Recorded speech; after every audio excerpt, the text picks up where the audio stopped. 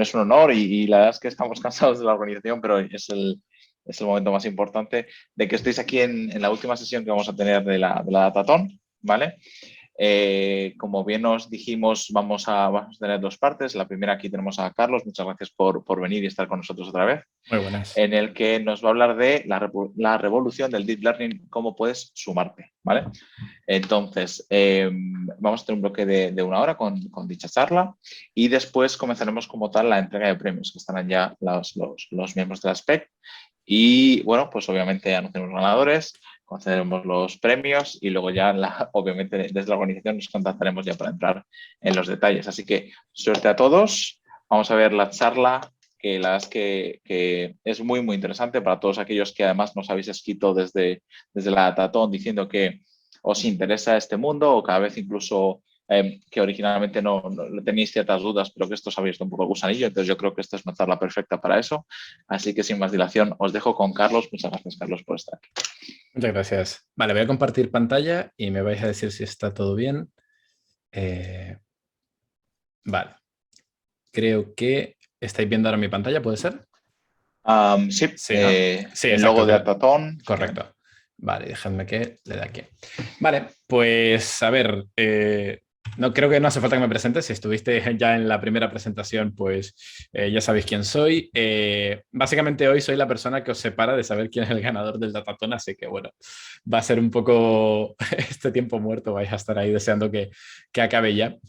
Pero bueno, lo que vamos a hacer hoy un poco, primero lo planteamos de una manera y más o menos esa información se mantiene, es el hacer un repaso un poco al mundo del deep learning, cómo ha progresado durante la última década, ¿vale? Porque al final, pues lo que sucede es que vosotros creo que os habéis enfrentado a un desafío duro. Entiendo que si habéis trabajado, por ejemplo, en el Ocean Challenge, pues habéis estado trabajando bastante con tecnología de inteligencia artificial, de deep learning.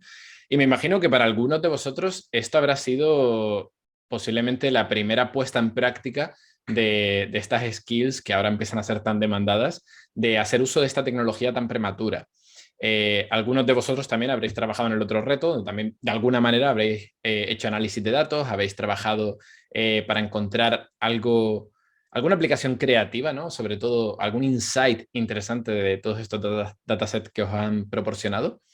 Y un poco lo que quiero hacer con la ponencia de hoy es llevaros de la mano por todo lo que ha sido el avance del campo del deep learning para que os fijéis en unos cuantos detalles que creo que son importantes a tener en cuenta y que busque un poco que os conviertan en protagonistas, ¿vale? Quiero que os deis cuenta de que ahora mismo estamos viviendo una revolución muy potente y a lo mejor no somos ni siquiera conscientes del calado que esto puede tener y que realmente el impacto que esta revolución pueda tener en futuro dependerá en parte del trabajo que vosotros hagáis, ¿vale? Y hay una ventana de oportunidad grandísima que quiero que conozcáis.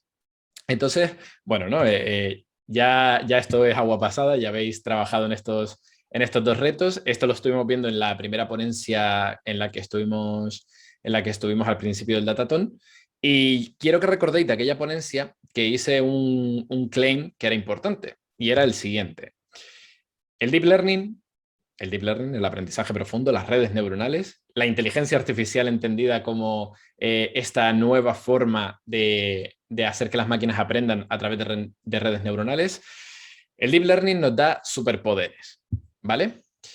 El deep learning nos da superpoderes. La vez anterior que yo creo que me he visto diciendo que algo nos da superpoderes dentro de este mundo real que no es el mundo de Marvel, era en referencia en general a la tecnología y un poco a la programación. Yo siempre he considerado que la tecnología y saber programar es lo más parecido a tener magia y saber lanzar hechizos, ¿vale?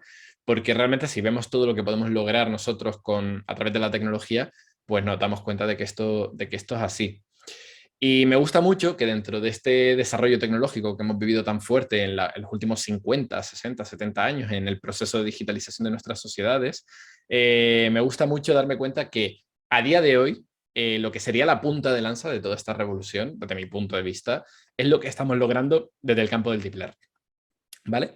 Y para que me creáis en esto, quiero que veáis esta gráfica de aquí, que yo creo que es bastante relevante, porque nos podemos dar cuenta de que el concepto Deep Learning, aprendizaje profundo, es un concepto que si miramos, vamos a decir 15 años atrás, no existía. Esto de aquí es una gráfica de Google Trends que te grafica un poco cuál ha sido la evolución del término de búsqueda, pues, de conceptos como Deep Learning en este caso o Machine Learning. Podemos ver en esta gráfica que el concepto de Machine Learning es un concepto que sí tiene un trasfondo, porque al final es un concepto que viene de décadas anteriores, es una idea que nace desde los años 60 y del cual parte todo el desarrollo de tecnologías como modelos como redes neuronales, pero también algoritmos de clusterización, técnicas de regresión, técnicas de clasificación. Todo eso se ha desarrollado en 50, 60 años, ¿vale?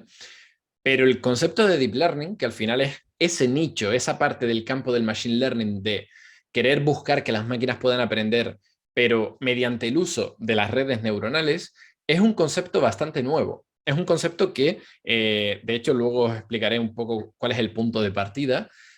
Surge en 2012, ¿vale? ¿Cuál es el factor? ¿Cuáles son los factores que nos ha llevado a que a día de hoy estemos viviendo esta revolución? ¿Por qué ahora y no hace 10 años? ¿Por qué ahora y no dentro de 20 años? Bueno, los factores que podemos encontrar básicamente son tres factores clave. Y además son los factores claves que sirven siempre de pilares en cualquier planteamiento dentro del mundo del Deep Learning, que son, uno, el desarrollo de algoritmos. Un poco lo que comentaba, ¿no? El hecho de que el campo del Machine Learning sí tiene un desarrollo histórico más prolongado y las redes neuronales como tal existen desde los años 70. Se conocía ya lo que era un perceptrón, que es quizás la versión más simplificada de una red neuronal, es simplemente una neurona. O conceptos como las redes neuronales convolucionales pues tienen una fecha de creación pues, de los años 80. Esto es lo que ha permitido que a día de hoy contemos con algoritmos que estamos aplicando de manera mucho más eficiente y algoritmos que han tenido un desarrollo que hacen que a día de hoy los podamos utilizar, ¿no? Y los podamos aplicar. Otro factor súper importante, un factor clave, los datos.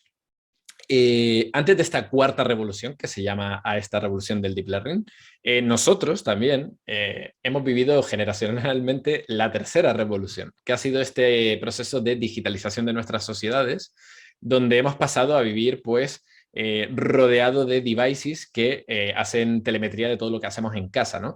Nuestro dispositivo móvil captura datos, nuestra tostadora captura datos, la pesa calcula datos, y las empresas se han dado cuenta además que estos datos tienen un valor. Esto es un poco lo que se puede resumir en esta palabra que es el Big Data, tan famosa, y es amasamos datos y siendo que los algoritmos de redes neuronales pues usan como materia prima estos datos, pues se convierte esto en una simbiosis fabulosa. Y el tercer factor importante, y aquí se lo tenemos que agradecer a los gamers, es el hardware, ¿vale? Y esto, por ejemplo, el caso del hardware tuvo un protagonismo fundamental en este momento que yo considero que es histórico en el lanzamiento del Deep Learning, ¿no? El hardware, cuando descubrimos de repente que si entrenamos a las redes neuronales, si las paralelizamos su procesamiento en hardware especializado para ser altamente paralelizable, para la ejecución altamente paralelizable, pues de repente conseguimos un boost de rendimiento a la hora de entrenar los modelos que nos permite entrenar con más datos y nos permite iterar en el proceso, pues, por ejemplo, de ajustes de hiperparámetros, de desarrollo de nuevas arquitecturas, de probar nuevas versiones, nuevos modelos, que hace que todo esto se empiece a retroalimentar y que empiece a revolucionarse. ¿Vale? Y esta revolución con estos tres factores se da desde uno de los campos de estudio dentro del Deep Learning que más protagonismo ha tenido, al menos en esta última década, y es la visión por ordenador. ¿Vale? Creo que todos podemos darnos cuenta que la visión por ordenador al final pues se nutre, lo que busca, lo que pretende es reconocer, estructurar la información que está presente en datos espaciales, como podría ser imágenes, como podrían ser vídeos, como podría ser el espectrograma de una onda de audio. Todo eso pues son datos espaciales y que el campo de la visión por ordenador pues ha pretendido analizar. Y como nosotros vivimos en una sociedad donde los datos multimedia, las imágenes, los vídeos, las redes sociales, ha hecho que este tipo de datos no estructurado haya tenido un crecimiento exponencial, pues al final esto ha hecho que el campo de la visión por ordenador tuviera un despegue tan importante. Y este punto de salida en parte se lo tenemos que agradecer, ¿no? Esta capacidad que tenemos de poder estructurar la información que hay dentro de una imagen o dentro de un vídeo, a este señor de aquí, que me imagino que muchos lo conoceréis, es Yann LeCun, es un bastante conocido investigador del campo del Deep Learning y fue el creador de estas redes neuronales convolucionales, que son un tipo de red neuronal que está especializada para este tipo de datos. En su momento, estas redes neuronales convolucionales, cuando él las desarrolló, unos años más tarde presentó este proyecto que justamente vemos aquí, que era un proyecto de reconocer qué número estaba escrito a mano en un cheque bancario y estas redes neuronales convolucionales pues, conseguían resolver esta tarea de manera bastante sencilla. Por primera vez no teníamos que plantear una solución donde nosotros como programadores teníamos que explícitamente decir, oye, un 1 es un palito horizontal, un 8 es un círculo y un círculo, un 6 tiene un círculo y este palo. No, ahora ya podíamos usar una versión, un paradigma de aprendizaje, de machine learning, donde podíamos dar datos etiquetados, donde decíamos, esta imagen de aquí es un 1, esta imagen es un 0, esta imagen es un 3, y las redes aprendían a reconocer estos patrones. Esto como informáticos, somos casi todos, entiendo, informáticos aquí o todos hemos programado, pues es una nueva forma de acercarnos a la resolución de problemas. Ya no somos nosotros quienes planteamos la solución, sino que es el sistema el que la soluciona a partir del aprendizaje. Y esto nos viene bastante bien cuando nos enfrentamos a problemas como este. ImageNet es un dataset que creó una investigadora, Fei Li, si no me equivoco, que tiene 14 millones de imágenes y estas se pueden categorizar en diferentes clases, ¿vale? Un montón de categorías distintas donde podemos encontrar clases como perros, gatos, árboles, aviones, tipos de perros, tipos de gatos, es decir, un montón de categorías diferentes. Y estas categorías, al final, si tú intentas clasificarlas mediante algún tipo de técnica clásica, es decir, con programación clásica, donde tú tengas que explícitamente plantear esa solución, ya os digo yo que eso es inviable. Y de hecho es tan inviable que lo que se propuso es que este dataset realmente formara parte de una competición donde investigadores de todo el mundo pues, pudieran resolver este problema tan difícil, ¿no? Era como el datatón que hemos hecho durante estas semanas, pero en este caso aprender a clasificar este dataset.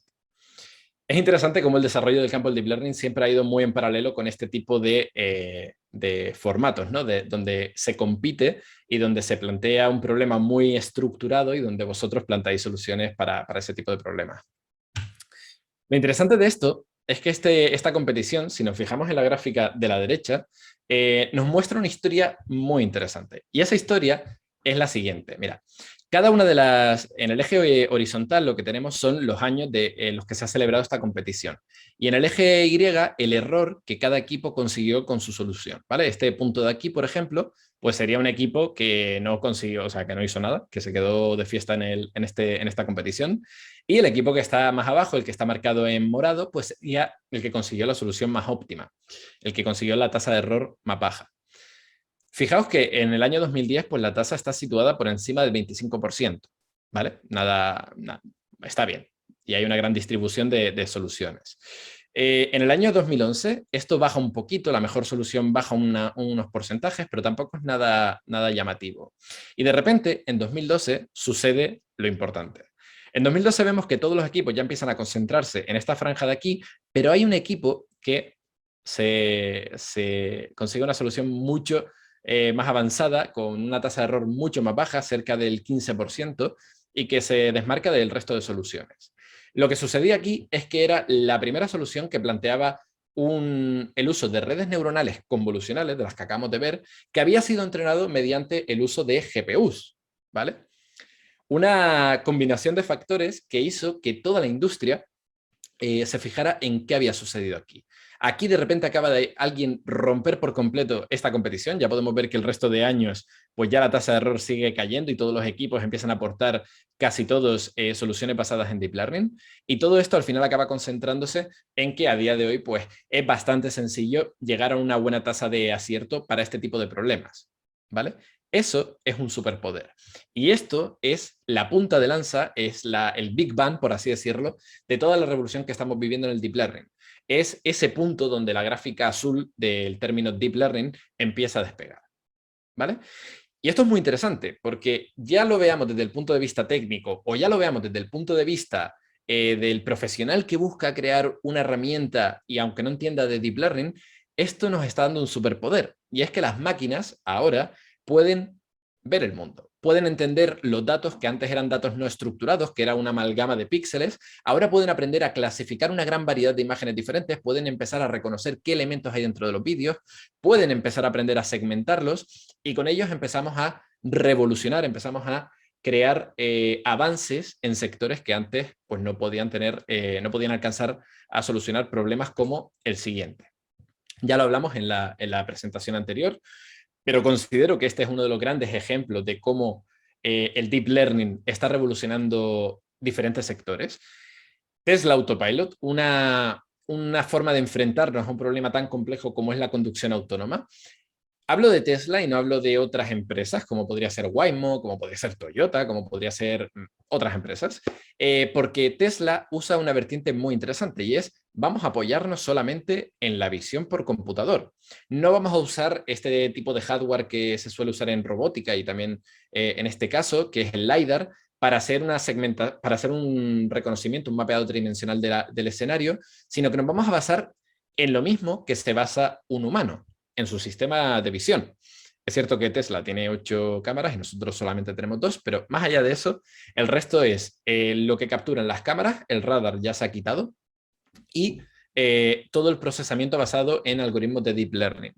A día de hoy, Tesla Autopilot ya consigue en fase beta poder conducir un vehículo por una ciudad, pues evitando peatones, evitando ciclistas, evitando cualquier variabilidad que pueda haber en este problema. Y pensad cómo sería plantearlo de una forma clásica, ¿no? Si nosotros como programadores tuviéramos que preprogramar a un vehículo para poder enfrentarse a la gran variabilidad que un problema tan complejo como la conducción autónoma nos plantea. Esto es súper interesante. Y esto es súper interesante y también hay otra cosa interesante. ¿Qué cascada de avances y de efectos se van a producir cuando esto realmente se convierta en algo ubicuo, en una tecnología que realmente podamos todos disfrutar?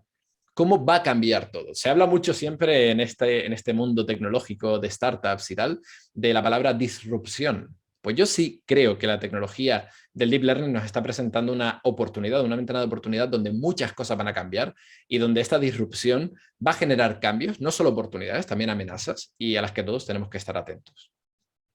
Otro ejemplo de cómo las cosas están cambiando es este de aquí. Amazon Go es un proyecto piloto de la empresa de Amazon que en su obsesión por optimizar el proceso de compra, pues han implementado en sus supermercados un sistema de cámaras y sensores que permiten que el cliente pueda entrar, se loguee en el momento de entrar con un QR o con su móvil, con un NFT, iba a decir, NFC, con el móvil y pueda saber que tú eres tú, y a partir de ese momento ya quedas a disposición del sistema de cámaras que, estructurando la información de lo que perciben, van a saber que tú eres tú, que tú te estás moviendo en la tienda, qué productos te interesan, a cuál miras, qué coges, qué no coges, qué te guardas en la mochila, y cuando salgas de la tienda, pues automáticamente se te va a cobrar.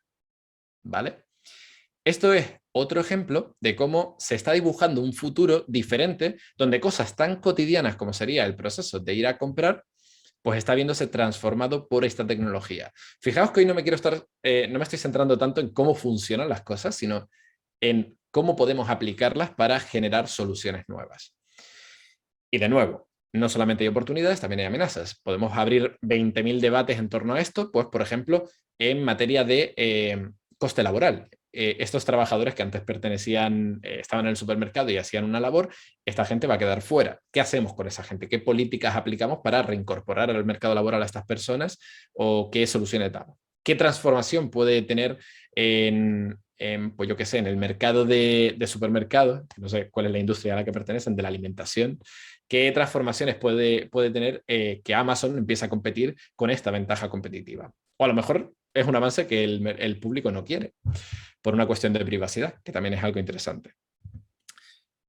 El Deep Learning nos está dando superpoderes y nos está dando nuevas oportunidades. Y lo interesante, y es otra de las claves que vamos a mencionar hoy, es que el Deep Learning es una tecnología transversal. ¿Qué significa esto? Pues que la misma red neuronal convolucional que nos da la posibilidad de comprobar cuál es nuestro comportamiento en un supermercado o reconocer qué elementos hay en el fondo marino de Gran Canaria o que un coche se conduzca solo, pues también nos permite solucionar problemas de medicina, ¿vale? ¿Por qué? Porque, bueno, en la medicina también estamos trabajando con datos espaciales, con imágenes, y existen también profesionales que se basan, su trabajo se basa en plantear un diagnóstico a partir de lo que observan con imágenes en rayos X, imágenes de tinción de células, es decir, cosas que yo tampoco entiendo. Pero básicamente es esto, ¿no? El cómo una tecnología aplicada a diferentes industrias, a diferentes contextos, nos puede dar un valor económico, social, muy potente y que tenemos que atender. ¿Significa esto que el Deep Learning sea la tecnología que todo lo soluciona y todo lo puede? No, y de hecho es una tecnología muy prematura. De hecho, necesitamos que vosotros, que sois actores principales de esta revolución, entendáis cómo se utiliza bien esta tecnología, porque si no, nos vamos a quedar con titulares como este. Esto es un titular de este año que, bueno, evalúa cómo las herramientas de Deep Learning se han ido utilizando para para el problema que tuvimos con el COVID el año pasado, y cómo durante este periodo de crisis, pues, buscamos soluciones en cualquier ámbito, ¿no? Y también el Deep Learning, pues, quiso hacer sus aportaciones, y se ve que de las cientos de herramientas que se diseñaron para intentar, pues, entender el COVID, poder saber si un paciente tenía eso, otro síntoma, test rápidos, pues que ninguno de ellos fue útil, ¿vale? Y este artículo es interesante si lo buscáis, porque lo que entra a valorar es que realmente el fallo donde todo esto falla no es que la inteligencia artificial, el deep learning, los algoritmos no fueran correctos, no tuvieran la capacidad de solucionar ese tipo de problemas, sino que, o por una parte, el problema que se intentaba solucionar estaba mal planteado, mal diseñado, o los datos que se utilizaban estaban mal preparados, ¿vale? Datos que pueden estar contaminados, malas prácticas que te hagan que el modelo tenga, pues, sea poco generalizable, que tenga leaks de memoria, de un montón de errores que hacen que al final, pues, todo esto no funcionara. Y esto, pues, creo que es interesante también pararse a evaluar no solamente las bondades de una tecnología como el Deep Learning, sino también dónde está fallando. Pero bueno, por quedarnos con la nota positiva, pensad que para este mismo problema, una solución completamente diferente, y aquí es donde tiene que entrar nuestra parte más creativa, para la misma crisis del COVID, el uso, por ejemplo, de las redes neuronales convolucionales, si lo pensamos de manera creativa, hubiera sido este, que era, oye, hay un punto en el que nosotros tenemos que saber cuál es la distancia social que la gente está respetando en la calle, o cuál es la cadena de contagios que se ha producido. Esto lo podemos evaluar, por ejemplo, con una webcam conectada en la calle y con un sistema inteligente que sea capaz de estructurar qué personas van juntas, quiénes son grupos burbujas, cuáles están más distanciadas, y poder tener una telemetría en tiempo real, pues, de un barrio, de una ciudad, de un país entero, siempre que nos prestemos a hacer este tipo de experimentos, ¿vale? Esto nos está enseñando cómo la visión por ordenador, que parte desde 2012, nos puede permitir que las máquinas tengan el superpoder de ver el mundo. Y con esto surge un montón de aplicaciones que son interesantes y un montón de oportunidades a las que tenemos que atender. Pero la revolución no para ahí. La visión por ordenador fue la punta de lanza. Pero a partir de ese momento empiezan a destacar también otros campos del deep learning que creo que son muy interesantes y que también abren posibilidades bastante bonitas, ¿vale? Y de hecho vamos a hablar de mi favorito, mi campo favorito, y es el campo de los modelos generativos, ¿vale?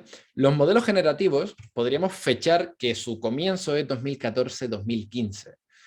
2014 es cuando surge un modelo que a lo mejor conoceréis, son las redes generativas adversarias. Es quizás una de las formas, una de las formas de entrenar a redes neuronales que mayor calidad visual nos ha dado durante los últimos 5 años, aunque ahora ya empiezan a surgir otras alternativas. Y en 2015 hay quizás también algo muy interesante, que es esto de aquí. No es que Van Gogh pintara este cuadro, eso pasó un poco antes, sino que un investigador pues, hizo esta pregunta. Oye, si yo cojo una red neuronal que ha aprendido a observar los patrones de, por ejemplo, un dataset de imágenes de animales y le enseño este cuadro de aquí, ¿qué resultado me va a generar? ¿Cómo lo va a percibir esa red neuronal? ¿Qué pasa si yo la optimizo para maximizar los patrones que a esa red le exaltan cuando observa este cuadro? Pues con esto lo que conseguimos es que la red alucine, ¿vale? Que directamente entre en un proceso de viaje psicodélico donde van a emerger aquellos patrones que la red internamente ha ido aprendiendo del análisis de los datos que nosotros hemos usado en el entrenamiento.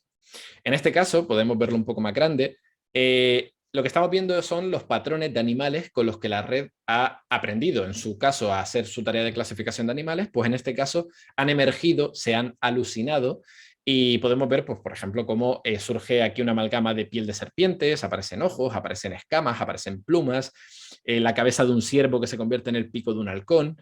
Es una mezcla de estos patrones que nos demuestra algo interesante, y es que las redes neuronales no solo son capaces de analizar y reconocer patrones, sino también de generarlos. Y aquí es donde empieza la siguiente revolución, que es la revolución de los modelos generativos. Estos modelos generativos no solo sirven para hacer este tipo de obras de arte tan chulas y para asustar a nuestros hijos, sino que también nos permite ver pues, aplicaciones interesantes como esta. Esto es una de las técnicas que a mí me enamoraron del campo del Deep Learning. Yo creo que a partir de esto fue con lo que yo empecé a interesarme más por este mundillo. De nuevo vuelvo a esta idea que presentaba al principio de que me parece magia. Y básicamente es esto de coger los patrones, en este caso el estilo artístico, los patrones artísticos de una obra como Van Gogh o Picasso, y aplicarlos a otro cuadro, como podría ser la Gioconda en este caso. Y tenemos estos filtros que quizás ahora ya no nos sorprendan tanto, pero hace 3 años, 4 años sí, pero porque ya lo tenemos bastante asimilado. Ya esto lo podemos ver en las aplicaciones de Instagram, Facebook, Prisma, ¿vale? Diferentes aplicaciones que ya nos demuestran que esta tecnología está aquí y se está empezando a utilizar. Pero más allá de ser un filtro de Instagram, pues esto lo podemos empezar a aplicar para diferentes sectores. Por ejemplo, la fotografía computacional. La fotografía computacional nos permite mejorar la calidad visual de una imagen a partir de utilizar pues estas técnicas, ¿no? Podemos coger una foto que es aburrida, una foto que hayamos sacado nosotros, coger una foto impactante de Google Imágenes y aplicar ese estilo artístico, esa transferencia de estilo, como hemos visto antes. O podemos coger el estilo de una ciudad nocturna y aplicárselo a una ciudad de día y obtener como resultado esta ciudad de noche, ¿vale? Fijaos que estas transformaciones lo ha aprendido a hacer automáticamente un sistema de Deep Learning. Ya aquí no hay un programador que explícitamente le diga, vale, donde veas fachada, píntalo de negro, donde veas el cielo claro, ponlo oscuro. No, no, no. Esto es automático. Y esto es una auténtica revolución. Esto lo podemos aplicar a vídeos, pues por ejemplo, en este caso para hacer este tipo de efectos especiales. Y podemos empezar a utilizar esto para cosas interesantes. Yo de verdad os invito a que penséis de forma creativa, fuera de la caja, que busquéis aplicaciones reales de todas estas tecnologías, que sigáis en este mindset en el que habéis entrado durante el datatón. Porque, por ejemplo, a lo mejor esto que hemos visto hasta ahora pensáis que es una tontería y un filtro que podemos utilizar en aplicaciones, pero también es una tecnología que se está utilizando a día de hoy para ampliar, aumentar datasets, como vimos en la charla de la semana pasada, para generar esta aumentación de datos en contextos donde yo, por ejemplo, quiera entrenar a un coche autónomo a aprender a conducirse y no cuente con datos de diferentes metrologías. En esta diapositiva, a la derecha, lo que estamos viendo es la transformación creada por una red neuronal de la escena de la izquierda. Y nos podemos dar cuenta de que efectivamente lo es porque los árboles que aparecen aquí en realidad son el tendido eléctrico de aquí, ¿vale? La red está confundiendo el tendido eléctrico por árboles.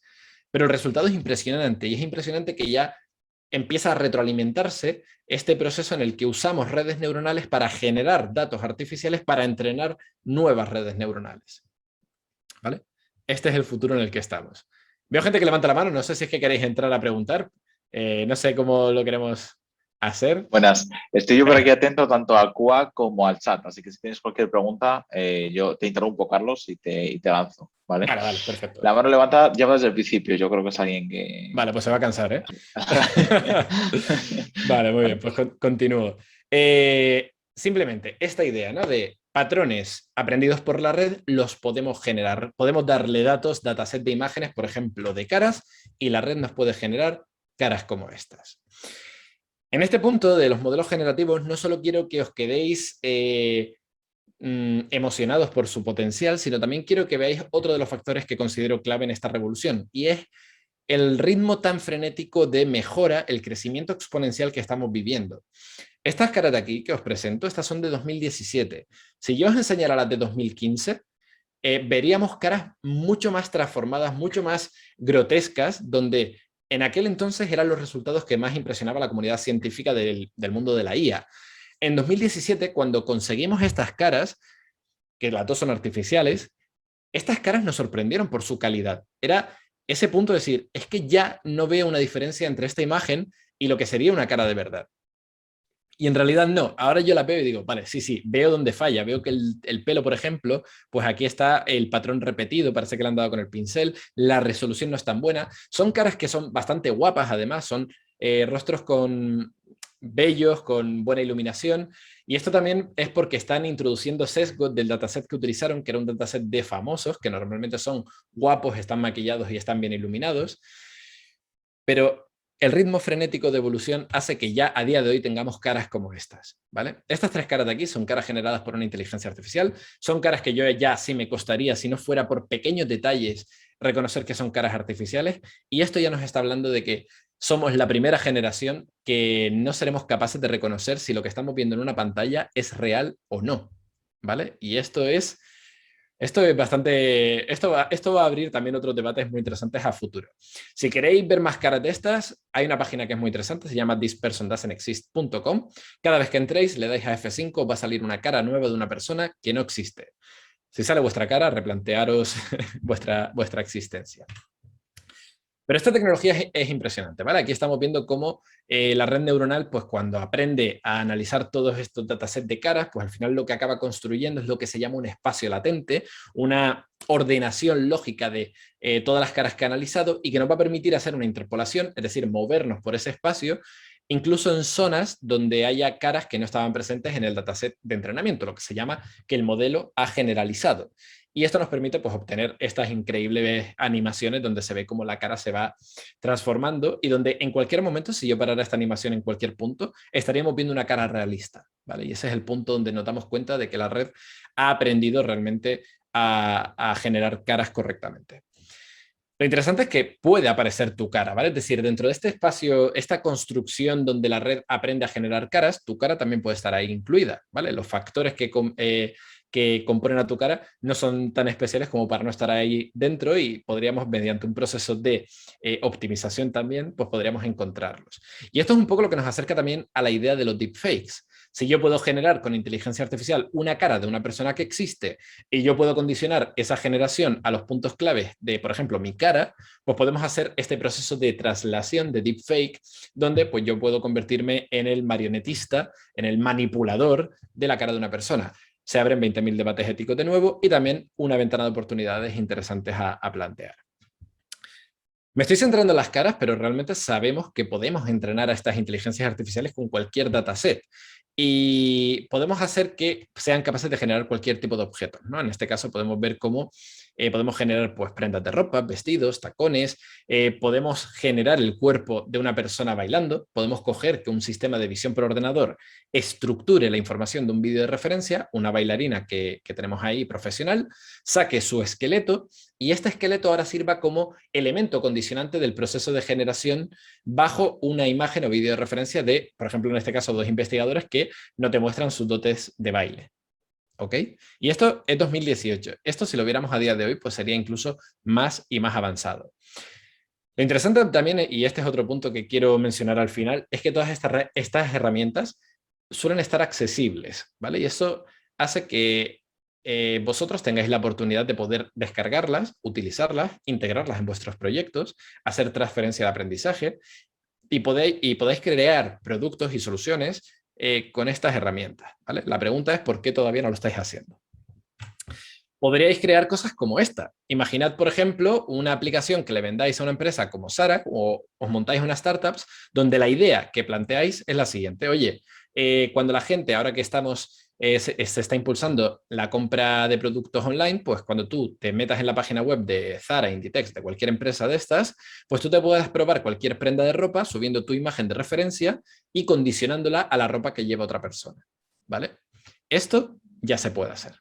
¿Vale? Esto no es que sean imágenes falsas, esto está hecho y son herramientas que ya existen.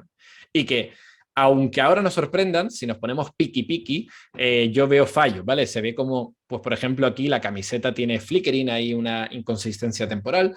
Todo esto va a seguir mejorando y vamos a llegar a un punto donde el vídeo que generemos aquí no lo podremos diferenciar. Carlos, perdona Sí, que te interrumpa, ¿vale? Esta pregunta es mía, ¿eh? Voy a sí, aprovechar el micrófono. sí. Este caso que acabas de contar de generar imágenes condicionadas un poco para el tema de moda, Sí. quién es o no, qué referencia tienes o no sé si conoces la fuente de este vídeo, no Te sé. lo, te, te lo busco. Te lo busco luego, Vale, porque estos son ejemplos que he ido cogiendo, pero sí, vale, está disponible. vale, perfecto. ¿Vale? Es una Gracias. pasada. Sí, sí, yo estoy, o sea, había visto el tema los previos, pero este en concreto con esta calidad de movimientos, Sí, la verdad es que es complicado, sí. porque Yo no sé. la Dime, tela dime. no se comporta como un cuerpo, o sea, no tiene que ver. Exacto, exacto. Lo buscaré, lo buscaré. Igualmente vemos que eso, que fijaos que parece que está muy bien. Luego, si me pongo a analizarlo, esta prenda y esta prenda no es la misma, ¿vale? Y empiezo a ver que esta y aquí pues se parecen bastante. Es decir, que tampoco el modelo llega a ese detalle tan fino, pero de momento estamos work in progress. En este caso estamos hablando de un ejemplo de cómo una empresa pues, se podría formar, una startup, bajo esta idea de producto que yo creo que tendría un interés por parte de grandes empresas de moda, pues bastante grande, ¿no? Pero podemos ver cómo empiezan a surgir un montón de oportunidades. The Oldify es una red neuronal que es capaz de coger imágenes o vídeos en blanco y negro y conseguir su resultado a color. Esto quizás es más una amenaza porque yo ya en mis comienzos en el mundo de Internet, pues yo ya utilizaba plataformas para vender mis servicios trabajando con Photoshop para hacer coloreado de fotos. Y de repente hay una inteligencia artificial que lo hace, ¿vale? Y que automáticamente te puede colorear una carpeta entera de fotos cuando yo pues podía tardar un día o una tarde por foto. Esto es una oportunidad para algunos y una amenaza para otros. Tenemos inteligencias artificiales que son capaces de hacer cosas como esta, eliminar personas dentro de vídeos, eliminar elementos, manipularlos y sin duda esto se va a convertir pues, en las herramientas que veremos a futuro en software como Photoshop, Adobe Premiere, After Effects y muchos más. Pero de nuevo, es interesante ver que al mismo tiempo que Photoshop, Adobe y todas estas herramientas se van adaptando al ritmo al que pueden a este tipo de tecnologías, empiezo a ver que existen muchos competidores y además que plantean, pues, por ejemplo, editores de vídeo online. Hay uno que se llama Runway ML, que se basan principalmente en estas tecnologías de Machine Learning y que a lo mejor en muy poquitos años pueden estar haciéndole la competencia a Adobe, ¿vale? Este tipo de tecnologías tan disruptivas pueden replantear las reglas del juego y pueden hacer que nuevos jugadores aparezcan, al igual que pasó en la tercera revolución con todas las empresas digitales. Casos que seguramente hemos visto, pues la restauración de fotos, pues eliminar arañazos, generar contenido que falta y dar vida, que esto ya es un poco loco y un poco creepy. Y que ya la gente empieza a utilizar, esto yo creo que muchos lo habréis visto incluso por redes sociales, sin darnos cuenta a veces que lo que hay detrás son estos modelos de deep learning que también podemos utilizar para otro tipo de problemas. A mí personalmente, toda esta revolución, sobre todo de lo generativo, es lo que más fe me da en esta revolución del campo del deep learning, ¿no? Estos resultados tan impresionantes, tan visuales, es los que me hacen pensar que sí estamos viviendo una época donde esta tecnología está dando solución a problemas que antes no se creían que fueran capaces de ser resueltos. Y lo más interesante es que todo esto empieza a conectarse, porque si ahora estoy hablando de modelos generativos que a lo mejor están condicionados al input de un esqueleto o a los puntos clave de una cara, lo que ha sucedido quizás en los 2 últimos años es mucho más interesante. Y es que, aprovechándose de otra revolución que voy a mencionar ahora, que es la del procesamiento del lenguaje natural, el Natural Language Processing, esta capacidad de las redes de poder entender y generar el lenguaje con el que nosotros nos comunicamos, pues ahora se está dando una combinación, una simbiosis entre estos dos campos, donde empiezan a aparecer modelos que son capaces de generar contenido en base a lo que nosotros le expresamos como lenguaje. Hay ejemplos como este de aquí, se llama Style Clip y os invito a buscar el vídeo de este paper en YouTube, que lo que hace es utilizar esta idea de un modelo que se llama Clip, que ha sido entrenado para conectar imágenes y textos, es decir, imágenes que están representadas por el texto dados como input, pues ese modelo Clip sirve como discriminador de esta red tipo GAN, y entonces la parte generativa pues tiene que aprender a satisfacer a ese modelo que ahora sí es tan bueno de conectar imágenes con texto, con lo cual lo que surge de todo esto es una red neuronal a la que nosotros podemos pedirle transformaciones en la cara de, pues, por ejemplo, de Obama y pedirle que le ponga un peinado, ¿no? Y tú esto se lo puedes pedir con texto. O a Taylor Swift quiero que a esa foto le quites el maquillaje y se lo quita. O a este gatito quiero que lo transforme para que sea un gato más cute y le aparecen los ojitos en plan bonito, ¿vale? Esto es la auténtica revolución de lo que estamos viviendo y quizás el culmen de todo esto se vio a principios de este año con lo que era la red DALL-E, una red de la empresa OpenAI, que es quizás de las empresas más pioneras en la generación de toda esta revolución, con modelos como GPT-3, modelos del lenguaje y modelos como DALL-E, y donde nos enseñaban cómo habían entrenado una red neuronal que era capaz de hacer todo esto, ¿vale? Una red neuronal a la que tú le podías pedir, oye, por favor, genérame una ilustración de un rábano japonés bebé con un tutú paseando a un perro. No se me ocurre descripción más enrevesada que esta, y aún así el modelo era capaz de generarte, pues, por ejemplo, estas 5 imágenes de aquí. A ese mismo modelo, y esto quizás es otro elemento interesante, a ese mismo modelo tú le puedes pedir una descripción como esta: quiero una butaca en la forma de un aguacate. Y ese mismo modelo que te ha hecho la ilustración del rábano, te puede generar la ilustración de las butacas. Y a ese mismo modelo tú le puedes pedir ahora un frontal de una tienda que tenga escrita la palabra OpenAI, el nombre de esta empresa, en ese frontal, y te genera todo esto. ¿Vale? La misma empresa, el mismo modelo, es capaz de hacer todo esto. Y esto es auténtica magia. Esto sí que es un superpoder. Y la versión open source de esto, ya quizás es incluso más bonita, es un modelo que se llama VQ-Gamma-Clip, que juega con esta misma idea, está disponible para usar por todos, y os invito a que lo probéis, y que es capaz de generar obras de arte como esta, que ya estoy moviendo también la semana pasada, ¿no? Que un cielo lleno de estrellas al estilo de Van Gogh, y te lo genera. Un androide paranoide, y te lo genera. Una mariquita al estilo de Goya, te lo genera. ¿Vale? Que el mismo modelo pueda generar toda esta gran variedad de obras de arte ya no nos hace plantearnos ni siquiera si funciona bien, mal, si su rendimiento es mejor o peor. Ya es un punto de empezar a hablar de qué es la creatividad, ¿no? Y si de estos sistemas realmente están presentándonos obras que son creativas. Y esto es la revolución, la última revolución que estamos viviendo en materia de simbiosis, de visión y procesamiento del lenguaje natural. Y esto se ha dado porque durante toda esta última década, pues otro de los campos que también han tenido un gran desarrollo ha sido el campo del procesamiento del lenguaje natural. Este campo además es muy bonito porque nos acerca un poco a esta idea que Hollywood nos vendió de robots, ¿no? Siempre nos han dicho que los robots pues, son una especie de robots humanoides, los Tesla Bot 5, que son capaces de mantener incluso conversaciones contigo superando el test de Turing, y el resultado es que al final lo que tenemos es estos asistentes de voz que tú pides la alarma y lo que acabas es comprando una mascota por internet, ¿vale? O sea, es como una especie de inteligencia artificial que todavía no está tan desarrollada. Esto ha sido algo tan criticado que incluso podemos tener en voz de expertos como este, descripciones tan duras como la que comenta aquí, ¿no? Que dice: el lenguaje es algo más complejo que cualquier sistema de comunicación humana que haya existido en la historia. Y sin embargo, los humanos nos comunicamos fluidamente en él. Estamos, en mi opinión, a años luz de poder ni siquiera hacer que un robot pase el test de Turing. Y remarca: no tienen el conocimiento necesario para la comunicación natural. Y esto en realidad sería una crítica dura al desarrollo que podría tener la inteligencia artificial si no fuera algo que ha escrito realmente una inteligencia artificial, ¿vale? Este párrafo que acabo de presentar no lo ha escrito esa persona ni siquiera existe, es una cara que he sacado de la página de antes. Este párrafo de aquí lo ha generado un modelo del lenguaje que se llama GPT-3, de esta empresa OpenAI, que fue la demostración de que los modelos de inteligencia artificial ya están llegando a ese grado de madurez donde podemos realmente tener conversaciones fluidas con ellos, donde podemos aprovecharnos de su aprendizaje, de su gran fuente de conocimiento, y podemos empezar a comunicarnos con ellos. Lo cual plantea quizás la que yo creo es la mayor de las revoluciones en este caso, porque el lenguaje es un adaptador. El lenguaje, al igual que cuando Tesla dice que va a ser el Tesla Bot porque los humanoides son el diseño que mejor se adapta a todas las herramientas que tenemos en casa, y que por eso es interesante, el lenguaje natural es la forma en la que nosotros nos comunicamos y con la cual hemos construido toda nuestra sociedad.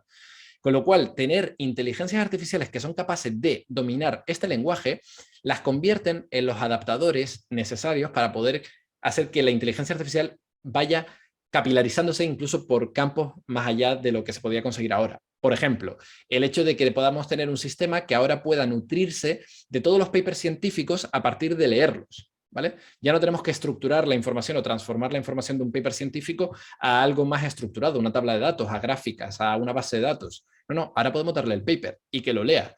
y en base a eso podemos entrenar a otra inteligencia artificial para que aprenda a extraer el conocimiento clave o a hacer cruzar datos y cosas así. Bueno, me estoy emocionando.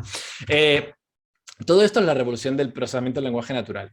Y esta revolución nos está dando herramientas que todos conocemos, pues análisis de sentimientos, seguramente en el Datatón habrá habido herramientas de este tipo, traductores neuronales, chatbots que también están avanzando bastante.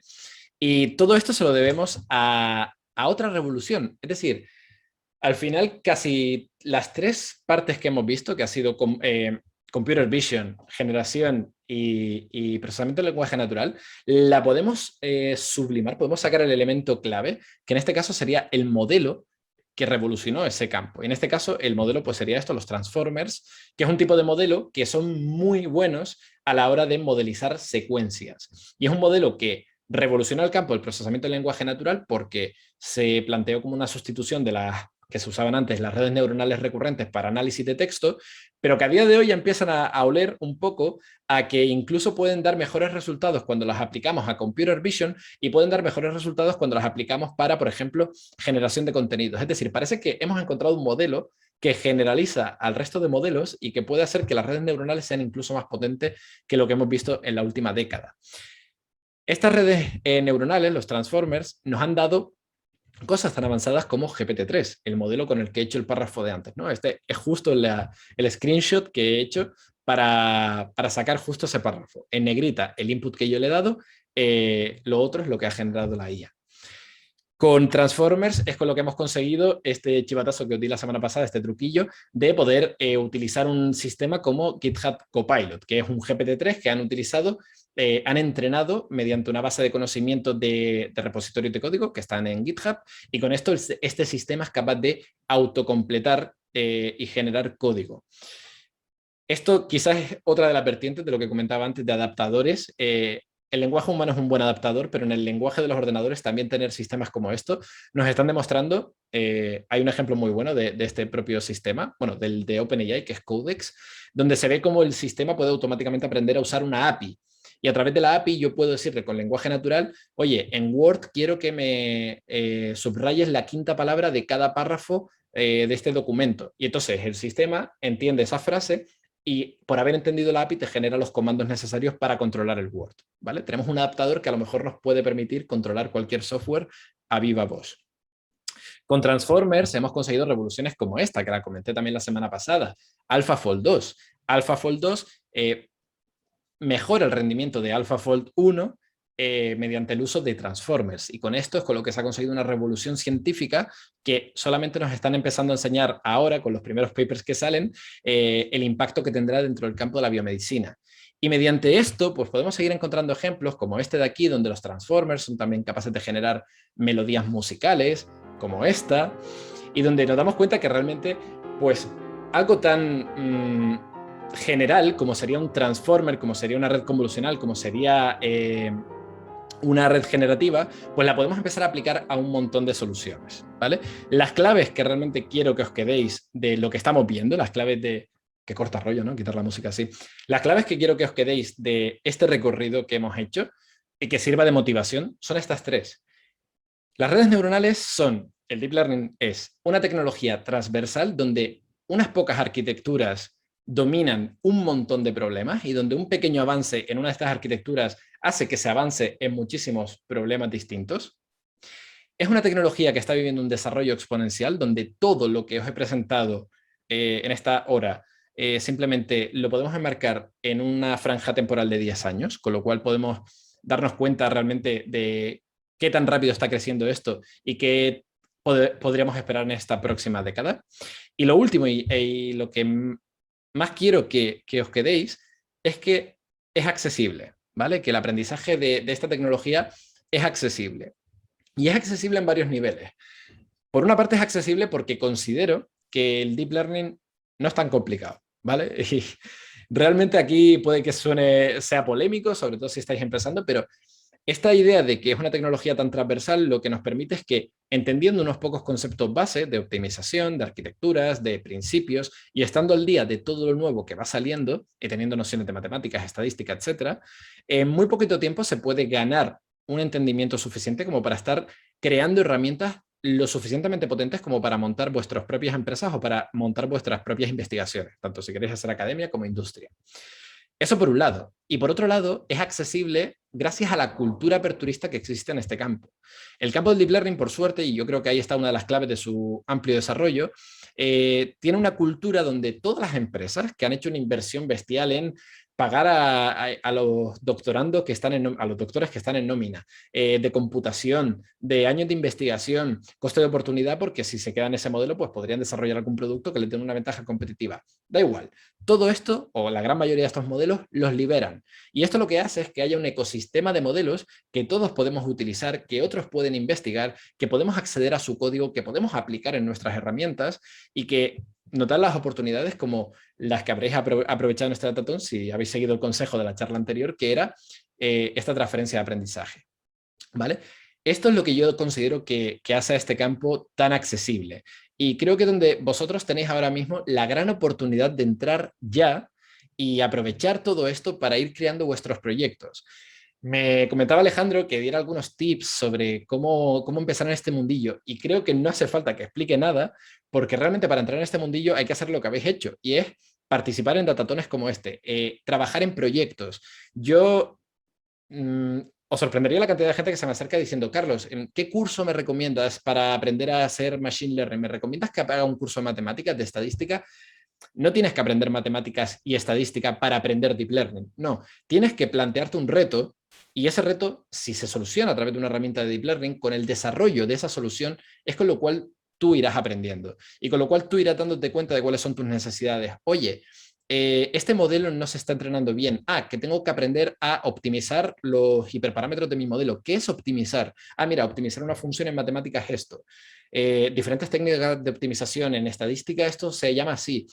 Es a partir de la necesidad con lo cual vosotros podéis aprender mejor. Es lo que se llama aprender learning by doing, aprender haciendo, y me parece de perogrullo esto, todo lo que estoy contando, pero bueno, básicamente es mi mejor consejo ante toda esta revolución, porque los recursos están disponibles, los modelos están ahí, los datos están ahí, datatones como este hay un montón, y la oportunidad de poder empezar a desarrollar una solución, una herramienta open source, un modelo de negocio o una investigación con este tipo de tecnologías, ahora mismo creo que no hay una ventana de oportunidad más grande que esta. En palabras de este gran investigador, que ya sabéis quién es, dice, para mí una de las cosas más estimulantes del estudio de la inteligencia artificial es que continuamente me sorprende. Y yo creo que estoy de acuerdo en eso. Creo que nos tenemos que sentir todos afortunados de estar viviendo la revolución del deep learning que se está viviendo a día de hoy. Es la época dorada, no digo del deep learning ni la inteligencia artificial, sino para mí es de la computación, porque esto plantea un paradigma de computación nuevo. Y bueno, lo último no lo he dicho la IA, eso lo he puesto yo. Y simplemente nada, daros por finalizados esta ponencia y un poco este datatón, ¿no? Y va a ser la conclusión.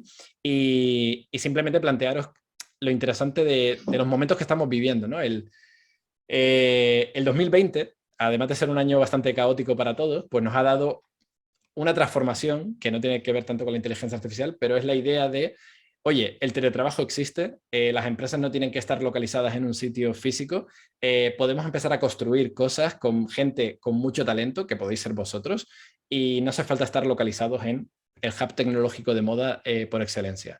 Y eso es una gran oportunidad para territorios como Gran Canaria, cosa que la verdad me enorgullece, y ojalá pues iniciativas como esta, que ha organizado aquí la SPEC y todo este equipazo, pues sirva para que poco a poco el talento que haya en las islas se pueda quedar y más gente se sienta atraída por desarrollar soluciones con Deep Learning o sin ellas para nuestro entorno. Y dicho esto, me callo ya después de la turra. Si hay alguna pregunta la responderé con agradecimiento. Sí. Que vas a tener que hacer un poco más de turra, ¿vale? Porque hay una pregunta. Venga. De hecho, mientras hablabas, estaba poniéndome los filtros de Zoom diciendo, joder, que aquí está el Deep Learning. Vale, nos pregunta Juan Lu. ¿Dentro del Deep Learning hay algo más aparte de las redes neuronales? ¿Dentro del Deep Learning hay algo más aparte? No. O sea, podría decir que sí, explicar que hay un ecosistema y muchas cosas más, pero por definición el Deep Learning es la etiqueta un poco de marketing que se le ha dado a esta idea de hacer Machine Learning con redes neuronales. Dicho esto, si os vais a meter en ese mundillo, no hay que saberse solamente cuáles son las redes neuronales y ya está. Saber Deep Learning creo que a día de hoy es más entender de todo el ecosistema que está alrededor, de cómo gestionar los datos, preprocesarlos, cómo montar tus infraestructuras, cómo conectarte a un Amazon Web Service, cómo hacer todo el proceso de canalización, de que los datos lleguen a tu modelo, validar los resultados y entender un poco este proceso de data science. Por eso aquí estoy hablando un poco de deep learning, pero creo que se conecta bastante con lo que sería el proceso de un profesional del data science. Entonces, a nivel profesional hay que conocer todo eso, ¿vale? Si la pregunta iba por ahí, ¿hay algo más allá de las redes neuronales? Hay más allá porque hay muchas más skills que hay que aprender para dedicarse a esto. Está muteado. Perfecto. Ahí. Bueno, algún par de comentarios que van saliendo. Bueno, Learning by Doing mencionan que en educación se llama aprendizaje en base a proyectos. Muy buen punto. Me gusta. También saludos desde Cochabamba, de Bolivia. Vale. ¿Recomiendas algún recurso para aprender recurrentes, el STM o GRU? Es decir, para tratar señales o series temporales. Sí, yo salto al siguiente comentario. Eso es el pasado. Go Transformers. No, bueno, ahí hay muchos, sí. O sea, si os metéis en la página del propio Keras, si trabajáis con Keras o de PyTorch, vais a encontrar un montón de implementaciones de muchas redes, ya no solo el STM y GRU y todo esto, sino cosas más avanzadas que os invito a ver. Hay un montón de código del cual podéis aprender. Y si sois más de buscar la intuición y entender el funcionamiento de las cosas, recomiendo una página que se llama distill.puf, que tiene unos articulazos muy buenos muy visuales e interactivos para poder aprender sobre recurrentes, sobre atención, y no sé si han llegado a Transformers, pero bueno, con atención tenéis, ¿vale? Os lo escribo, sí, os lo pongo aquí en el chat, que en inglés tampoco es que sea de... Ahí está. Y si me permitís, no solo de eso y de más cosas, un curso que está bastante bien por el tema de orientación a proyectos es el de Fast AI, que es un clásico además, casi ya, que cada vez va creciendo más, lo van actualizando, o sea que está muy al día. Hay una sección de recurrentes también, no solo de recurrentes, pero a mí me gusta mucho porque tiene un enfoque súper aplicado. Desde el día uno estás como programando prácticamente. Lo dejo también aquí por mi inglés, por si acaso. ¿Vale? Y luego nos hacen una pregunta, a ver, Carlos, ¿vale? Te preparo. Nos pregunta Cristian Lazo, perdón. ¿Cómo saber que una red ha entendido la tarea para la cual fue entrenada? Perspectiva desde la vista cognitiva. Ejemplo, como un chatbot que sabe responder, pero no sé si en realidad está entendiendo el trasfondo. Ahí te lo dejo, Carlos. Vale, buena pregunta, es interesante. La cuestión es, ¿cómo sabría esa persona si quitas la inteligencia artificial y pones a otro humano? ¿Cómo sabes eso realmente? Pues yo creo que los mismos mecanismos que existan, si los hay, porque yo creo que esto ya es una cuestión que va hasta la parte filosófica de qué es entender y si el entender implica ya una conciencia y qué es la conciencia y todo esto, que creo que es interesante, pero que se puede sustituir fácilmente con el concepto humano.